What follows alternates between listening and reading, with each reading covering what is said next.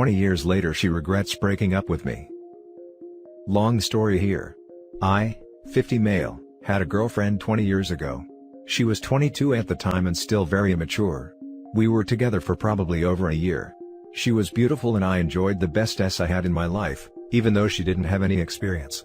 I always treated her right, with respect and love. One day, she decided to break up with me. She gave me no reason. She just wanted to stop seeing me. That hurt a lot. We just met a couple of times later and every time, I used some mean comments and she brushed it off saying, "We had a good time," and that was it. A couple of months after the breakup she started a new relationship. The guy treated her badly, was very controlling and she ended up breaking up again. She then had a couple of relationships that never went as she imagined. She had a son in one of them. I never heard from her again. I went on with my life. Had a few relationships that didn't work so well. Then found a girl and we spent 15 years together. I left my home country with this girl. We separated less than 2 years ago and I moved to a new country. I almost completely forgot about that girl. We had friends in common, one of them was her best friend. Her best friend heard I got divorced and got my phone number from one of my best friends. It turns out they checked my profile from time to time and talked about how I was that person she always wanted, and she screwed up. We started communicating via Facebook. Nothing flirtatious, just like two old friends. Communication stopped for a while, because her son got sick with Hodgkin's disease and started treatment. The boy is doing better, probably will recover completely. Then, one day she wants to talk. I gave her my number and she started asking me to forgive what she did. I thought it was only her trying to forget the past and start a friendship. I was wrong. She wanted me to forgive her for doing what she did. She says she wanted to find someone like me in the other relationships, but realized how wrong she was. She and her best friend would often talk, and she would admit how wrong she was in breaking up with me. She says, she's always regretted it and promised herself that if she ever got a second chance with me, she wouldn't screw it up again. We've been talking for hours. She's still the same sweet woman I met, but more mature, and older of course. She puts a lot of effort in trying to make things work and I believe she feels what she says. She even remembers things about that time I had almost completely forgotten. When I talked to her, she told me she has been single for 2 years and concentrated in her son's studies and sports career, until the bad news. She wasn't planning on having any relationships, until she heard I was single again. The problem is, although I do love her, like her and believe what she says, I have a hard time getting over the past, how she broke up, how I missed many of the best years because of that decision. I try to think it was her immaturity and youth, but still I'm stuck in time. And although I forgive her, I still resent a few things. Has anyone been in a situation like this or any similar? How did you proceed? Did it work out? Now for the top advice. I read through and I still don't see that you mentioned it, but what was the reason for the initial breakup? Without knowing that, I'm not sure you could put an end to the past and start fresh, so to speak. She just decided to end it, still says she doesn't know why she did it if she felt good all the time. That's usually code for I thought I could do better. She found out, the hard way, that the grass wasn't so green on the other side, and now she's back. It sounds like she caused you a lot of pain and heartache, and you'll always be wondering if the other shoe is going to drop again. Just curious, are you earning a lot more than you were before? Maybe she sees you a free meal ticket? I know hypergamy is a thing, but I don't think she's in a bad position financially. Sounds exploitative to me, calling you up just as you were dealing with a divorce, not to mention she's basically a single mother looking to share her own burden and misery. Walk away from this woman if you know what's good for you. The divorce happened 2 years ago. We just started talking a month ago. She was 22 and didn't know what a catch you were? A lot of young people have this problem if the first relationship is very good. They don't have anything to compare it to, and it makes them feel very insecure. I did the same thing with my first boyfriend and broke up with him at 22. It doesn't mean that this was a habitual thing where I was trying to trade up all the time. I just wanted experience and the space to grow as a person. I'm 27 now and regret it very much. But it's not because of other men abusing me, which has happened, it's because when we cuddled, I felt something with him I have never even come close to feeling with anyone else. Even with men who were not at all abusive and spoiled me. I had no idea how rare and special that feeling was, and I worry I will never feel it again. It's definitely not like hey, I tried and I can't find anyone better. I have dated far more successful men, but I realized quickly that none of that matters to me. He felt like my soulmate. He felt like home. I would try again if I get the chance, but I genuinely hope that doesn't happen, because he seems to be happily married now and I don't want anything bad to ever happen to him. Now for the second story. Updated, I think my boyfriend is trying to push our relationship off onto his friend. As the title suggests, I believe that my 24 female boyfriend, 26 male, is trying to actively move me to date his best friend. I've been dating my boyfriend, we'll call him Michael, for about a year now. We've known each other for years previous because we've always been in the same friends group since high school.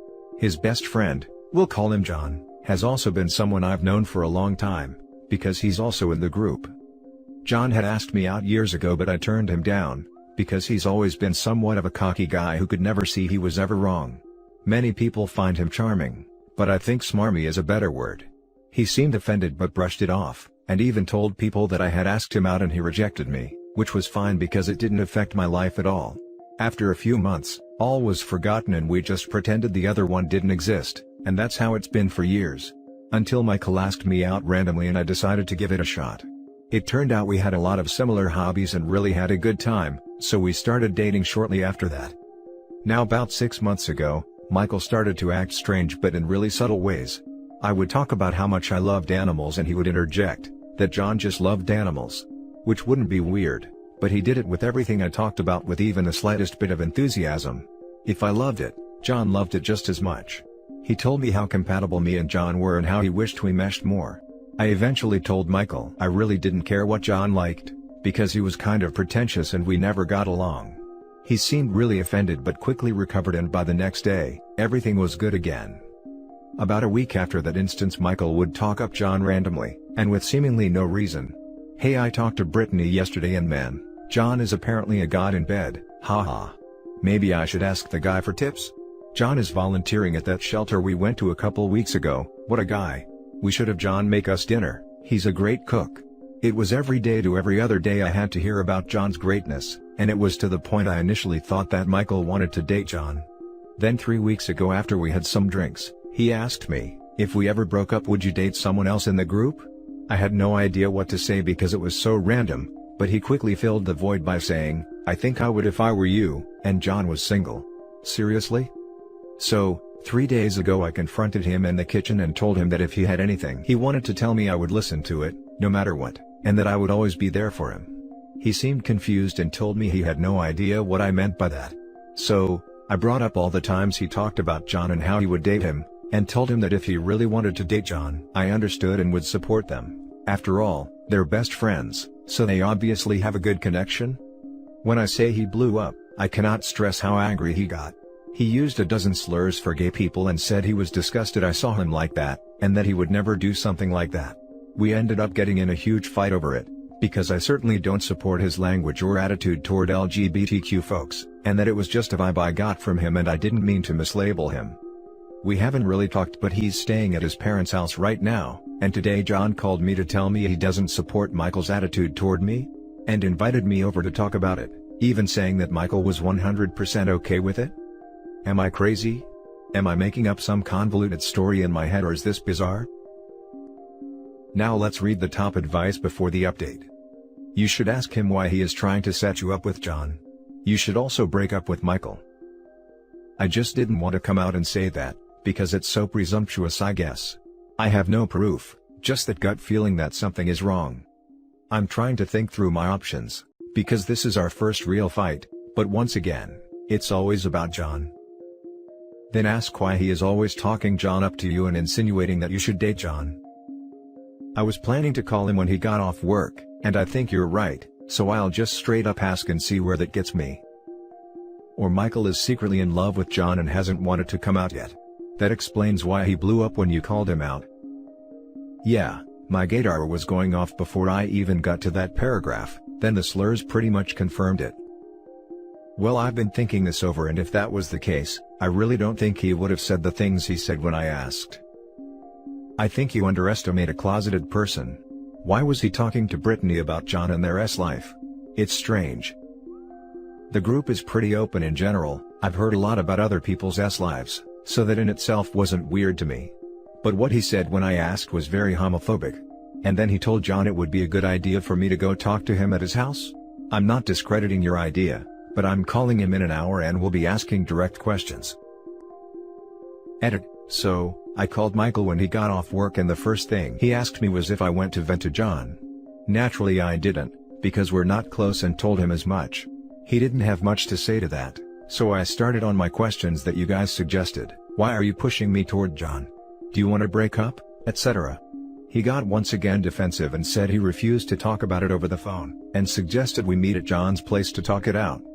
I asked why John had to be included at all, since it is really between the two of us, and he basically told me that it's really between the three of us. I refused meeting at John's for obvious reasons and told him if it had to be the three of us, we could meet at a restaurant. He seemed fine with that and we scheduled meeting at a bar/grill that's pretty close to all of us. I showed up early and got us a table that had some privacy, and not long after John walks through the door. He sat down immediately and started chatting about how we were both so timely, and that he liked when women showed up early because it showed they had good time management skills. 25 minutes after Michael was supposed to show up, he texts me and says he had car problems and couldn't make it, but to get to know John, since I was already there. I'm just beyond livid at this point. John keeps trying to buy me drinks and even tries to schedule another time to hang out. I confronted him about Michael pushing me toward him, and he acted like he didn't know what I was talking about. I kept mentioning how Michael was talking about him to me and John just said that it made sense because brothers have brothers' backs. I told him the brothers can have each other and left fuming. Michael's tried calling me 3 times, John's tried 7. I want to cut them both off and say good riddance, but to do that would be leaving the friend group as well, and I don't really have that many friends to begin with, and it makes me so mad that I even have to make this decision. Anyway, that's the update. Sorry if it doesn't resolve anything, it makes me angry too. Now for the full update. I went to Michael's house pretty early this morning since I have worked today and really needed this resolved. I had been up all night going back through the comments and trying to piece everything together, and honestly, it was driving me crazy. Michael was alone when I got there, which was a relief because I pictured John showing up like a movie villain. He initially didn't want to let me in, which was really weird, but I told him I wasn't going to leave without talking to him about this. So, he finally let me come in. We sat down to talk. I asked him about the last night, which he said he had car trouble but it was all fixed now. Convenient. I asked him a few more questions but was met with vague answers, so I decided to just cut to the chase and said, "Why do you want me to like John? Do you want me to date him? Do you want to have a three-way, what is it?" Once again, instead of answering, he just watched me from his stupid chair, and then had the nerve to ask me who I told my suspicions to. So, I said I'd been running them through my head, but that my mom knew I was coming over to talk. She didn't, but he was starting to be really creepy. He got mad and said it wasn't like that, and I was making him out to be the bad guy because they were, yes, they, looking for something long-term, not just a one-time thing.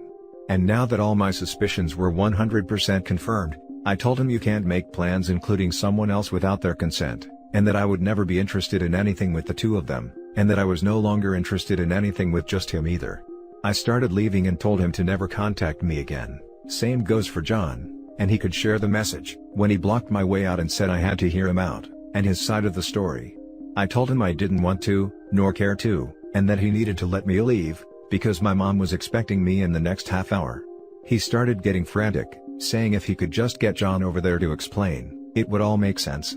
So, I ran out the back door and used the garden exit to get to my car and locked the doors immediately.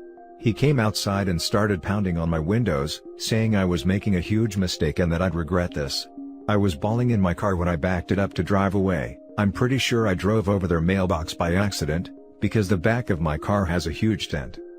My car was basically out of gas, so I had to stop even though all I wanted to do was put as much space between us as possible. Which is when I saw the dent. Right when I was about to leave, who else would call my name, but his mom. She was on her way home from the grocery store and was worried because I looked like hell warmed over. I told her about everything that just happened and got more than a few stares from other people, but F it, I guess I'm just the crazy lady at Maverick. His mom looked horrified for me, and told me to stay as far away from him as possible. She told me to come sit with her in her car, where she proceeded to ask me when I met Michael, which was high school. She figured as much and said that in middle school him and John forced a girl together, and have a sealed record because they were minors and didn't mean to do it. She told me how sorry she was, because she said it happened so long ago, She thought he changed. She put him in therapy and thought he was better. She said if she had any idea there might have been a chance of this happening, she would have told me immediately. I just gave her a quick bye and I'm so freaking scared of everything right now. I'm going to my mom's, since they both know where I live. I sent a mass text out to everyone in the group detailing everything, and so far, 3 people have said they support me, so that's good I guess. What do I even do? I'm never talking to them again. I've already blocked them both on everything I could think of, but I've been getting hidden number calls since. I'm considering going to the police station to file a harassment complaint, so that it's at least documented. My mom said she's going to call my uncle who works at the court, and see what the next best step is. Thank you guys so much. I don't know if I would have confronted Michael without you guys confirming how weird this was. I'm terrified, but glad that I at least know what's going on now. My mom's here as my support right now and some of the girls are coming over later tonight, just to make sure I'm okay.